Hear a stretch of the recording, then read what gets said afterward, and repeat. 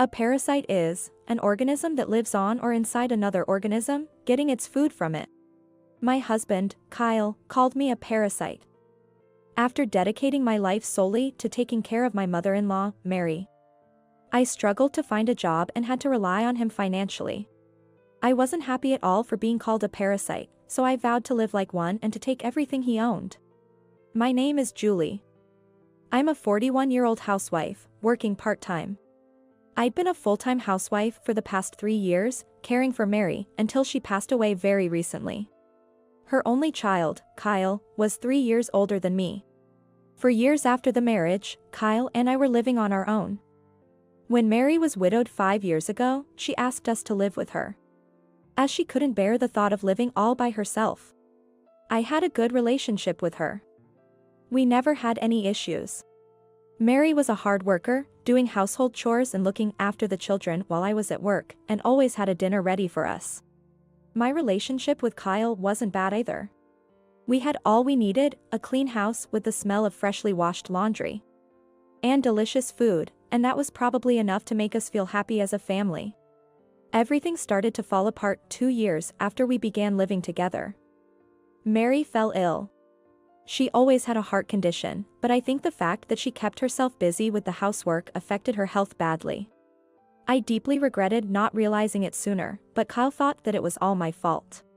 He used to say to me, "Mom insists on doing everything around the house, so just let her do it," but suddenly, he started accusing me of working part-time. "Mom had to do all the housework because you weren't home most of the time. You're responsible for what happened to her, so you take care of her." He sounded as if it was my choice that I decided to work part-time, but in actual fact, it was Kyle who suggested we both work to renovate his mother's house. Of course, I must admit I relied too much on Mary, and I felt it was partly my fault that she fell ill. I quit my part-time job so I could take over all household chores, and visited her every day in the hospital. She was hospitalized several times afterwards, and I did my best to take care of her. Meanwhile, Kyle hardly did anything, except for driving her to and from hospital. He never bothered to visit her in the hospital, or never helped me with household chores. To make matters worse, he would leave his stuff everywhere, and constantly complain about my cooking. Honestly, I never knew he was like that.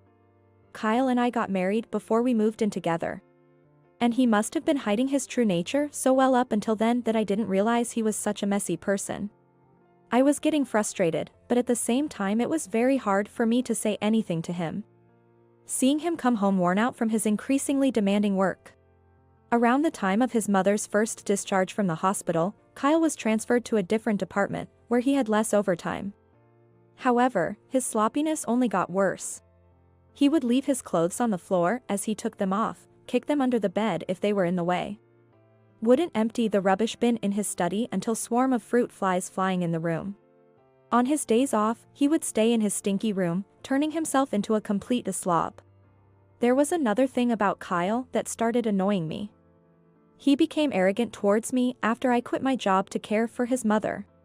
"I am the only one who works in this household to support this family, you know. I don't think it's fair for me."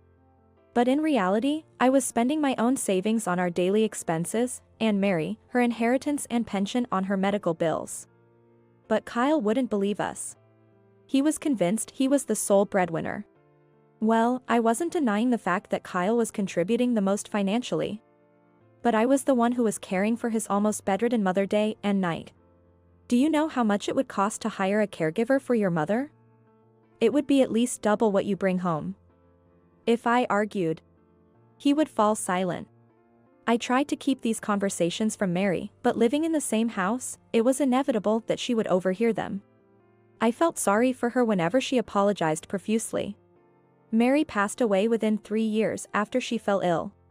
I organized everything, such as making all the funeral arrangements, cleaning out her things, etc. Although Kyle was the chief mourner, he did nothing. He even left the writing of a eulogy speech to me. Furthermore, he said, "Now that the care for my mom is over, you can get a job. I'm getting sick of being the only one supporting us financially." Although I was appalled by his words, I started looking for work, but it was hard to find anything. I registered with the employment agencies and also applied for so many jobs online, but due to the recession and my significant employment gap, I hardly got any replies. Even with those who got back to me, I didn't get any job offers. At some point, I even stopped counting how many rejection emails I'd received. I was getting used to being rejected, but at the same time I couldn't hide my disappointment. To add insult to injury, Kyle said to me, "When are you going to stop being unemployed? You're just a parasite." Man, I am losing all my motivation to work hard and to earn money, knowing that it will be wasted by a loser like you. I really wanted to get a job. But a lot of things had changed for the past 3 years I wasn't working. With workplaces full of younger people, I figured it would be hard for me to fit in. I wasn't even sure if my computer skills were up to date. It really was harder to find a job as I got older. Kyle should have known that. There's a part-timer in her 40s at my workplace, but she's very slow. I'd rather have young girls around, he'd say things like that, mocking the fact that I, a woman in my 40s, was struggling to find a job. I was running out of patience. When Kyle hinted at divorce. "Now that my mom passed away, I guess I don't need you anymore. I should find someone who's young and pretty. You've completely stopped caring for your appearance and let yourself go." I later found out that Kyle was having an affair and planning to remarry his mistress. Then he smirked and said, "You can leave whenever you're ready." It's quite time-consuming having to go through the divorce process. But we got to do what we got to do. Kyle, who didn't lift a finger to care for his own mother, called me a parasite, and now wanted to dump me like trash. I just wanted to show him what a parasite could do. That opportunity came 3 months after Mary passed away. Kyle had dumped all the inheritance matters on me, and then he said to me, "By the way, do you have any idea when mom's inheritance is coming in? It's about $400,000, right? You did sign all the paperwork, didn't you? You better not have pocketed it." When my father-in-law died, Mary and Kyle legally received about $150,000 each. Soon after that, Mary gave me the debit card linked to her bank account, so I could pay her medical bills with it. In the end, roughly about $30,000 was spent on the hospital bills and on her funeral, leaving nearly $120,000 in the bank account. Also, Mary had a house. She inherited it from her parents. And it was worth about $300,000. So Kyle automatically thought he would inherit $420,000 in total, and was already planning his future with his mistress. "Well, unfortunately you're only getting half of that." "What?" "I have a right to receive half of the inheritance because I was her daughter." "What are you talking about? Are you crazy? I was her only child." Kyle snorted with laughter, but I smiled sweetly, ready to crush his ego. "Before she passed away, your mother adopted me so that I could legally inherit from her after her death. That means we will be dividing her estate between you and me. Mary was always worried about me. She had a pretty good idea of what her son was like, and also knew about the affair he was having. Mary thought, if she wasn't there to protect me, her son would inherit everything and kick me out of the house. At this moment, I can't legally leave anything to you, who have cared for me. So I talked to my lawyer, and he advised me to adopt you. In that way, you'll have the same rights as a biological child. There was a way I could potentially receive a part of the inheritance, called it a special contribution. But to do that, I'd have to negotiate with Kyle, and both Mary and I doubted if he would ever agree. That was why we used the adoption strategy." When he heard this, Kyle turned pale. "Are you for real? I am only getting $200,000 instead of $400,000? You thought I'd be okay with that? Well, nobody cares about what you think. It's the law, so you have no choice. Just disclaim your share of the inheritance." "Now, I don't think so, as it was your mother's wish that I have half the share. Once I receive my share, I will seek the way to unadopt myself so I won't have to be your sibling for the rest of my life," I informed him coldly. Since he called me a parasite, I simply acted like one and drained his precious assets. Kyle seemed to resign himself to his fate for a moment, but then yelled, "Fine, give me the $200,000 now. Why haven't you done this until now? Your mother asked me to wait and see. She said if your attitude towards me improved, I should share my part with you, and I was willing to do that. But in the 3 months since she passed away, you kept calling me a parasite and a loser. And now you accuse me of pocketing the money?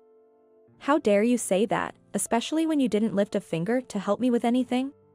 I didn't mean. I wasn't intending to. Kyle's voice weakened as he tried to make excuses. That was when I brought up the separation. I can't go on like this anymore. It is obvious that you are emotionally and verbally abusive towards me, as my lawyer said.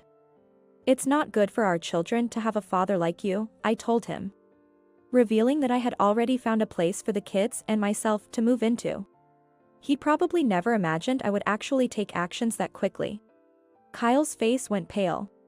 As I continued, you were having an affair, weren't you?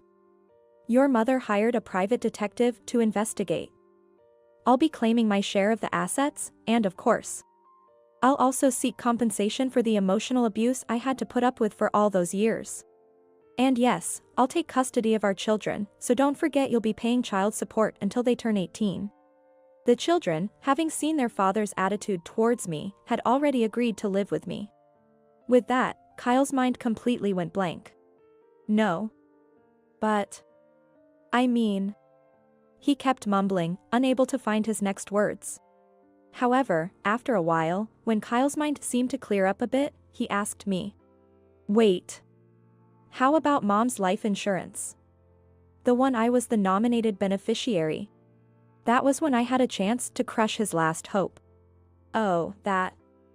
Your mother changed the beneficiary from you to me. So, the $100,000 from the life insurance is mine now. Kyle finally gave up the fight with me. He was standing there in silence, like a soulless body, as I left the house. That felt so good. Afterwards, I quickly arranged to sell Mary's house and kicked Kyle out. He seemed to have planned to live with his mistress, but once he ran out of money, she quickly dumped him. I heard he's now living in a shabby apartment, working even on weekends for the compensation and child support, looking utterly worn out. As for me, once the divorce was finalized, I bought an apartment with the money I received from Mary. Every time I visit Mary's grave, I take her favorite snacks and flowers with me, and have a quiet conversation with her. It's these peaceful moments that make me the happiest.